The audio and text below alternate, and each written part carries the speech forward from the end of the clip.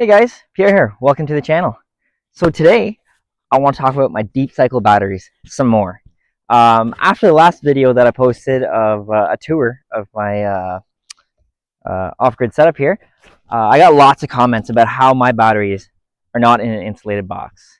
And a lot of people are telling me that they should be insulated. So let's talk about that.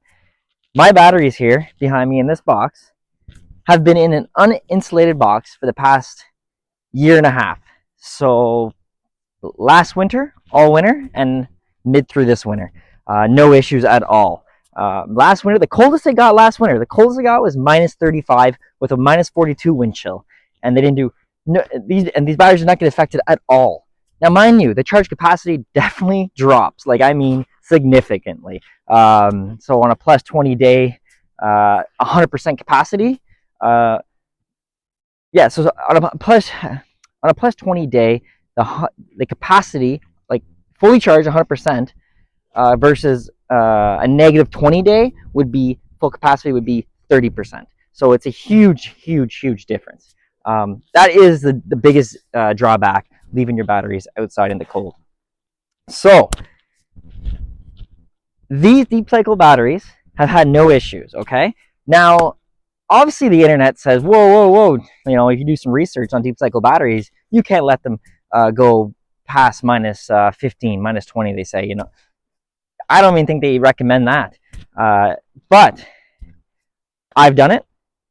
This is a real life experiment here I'm doing for you guys. It's been done 1.5 years, no issues.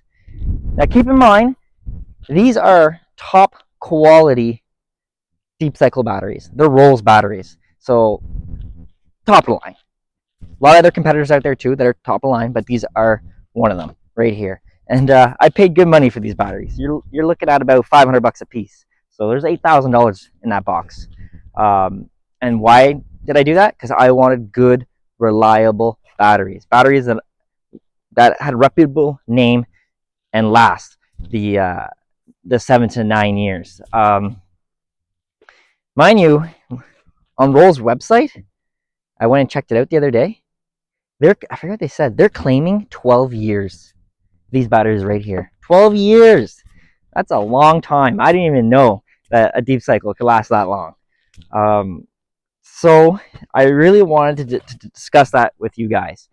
Another reason actually why I left them outside in the cold is because my supplier, when I was purchasing these batteries, he told me, he says, I have a camp and I have the exact same batteries. They're outside, non-insulated box, minus 30, minus 35. He says he's had no issues, and he's on year 9. So that gave me some confidence, even though the internet says no. And you know, there's a lot of mixed opinions on the internet. Like, I mean, a lot. Even with lithium-ion batteries. You know, in my last video, I did say that they are better in the cold. They are better in the cold. I wouldn't say negative 35. I don't really know much about lithium ion. Again, there's so many mixed opinions on the internet. Some people say they're good till minus 15. Some people say minus 4.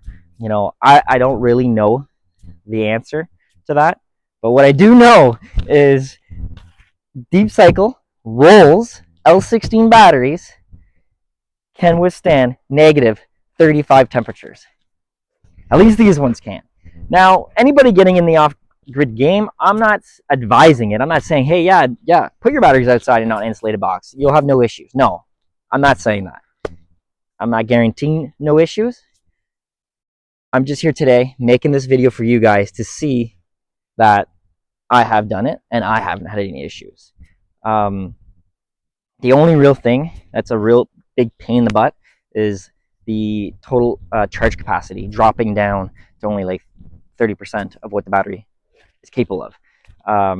If it's not sunny out, you're really starting your generator often, and it's annoying. But another reason why mine are outside in a box is because deep cycle batteries need to vent.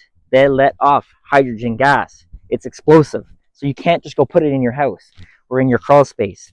It would have to be in its own sealed box that's vented. So, and you got to top them up with distilled water. So if I say I put them in my crawl space, well, it's only 2 feet down there. So it's going to be in a box. These batteries are pretty tall. It's going to be in a box. I'm not going to be able to open that lid and go fill it up. So to me, the best solution was outside. Another reason is the further you are from your electrical panel, well, the more wiring you got to run.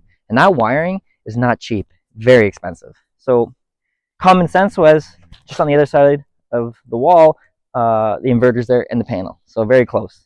Not much wiring at all. So anyways, I wanted to talk about that with you guys. Just, let you guys know, like, yes, deep cycle batteries can go to negative 35. I mean, they're not always running at minus 35. Like the average, I don't know, minus 15, minus 20. But when it does get really cold, I had no issues.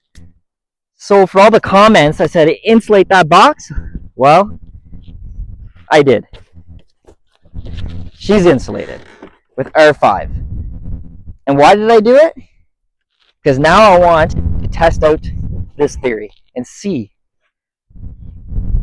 if my batteries get a better charge capacity with an insulated box. And I even installed a thermostat at the back so I could see what the temperature is. So I'll be doing another video of my box insulated and giving you an update on how it performed. Anyways, thanks guys for coming out, and we'll see you next time.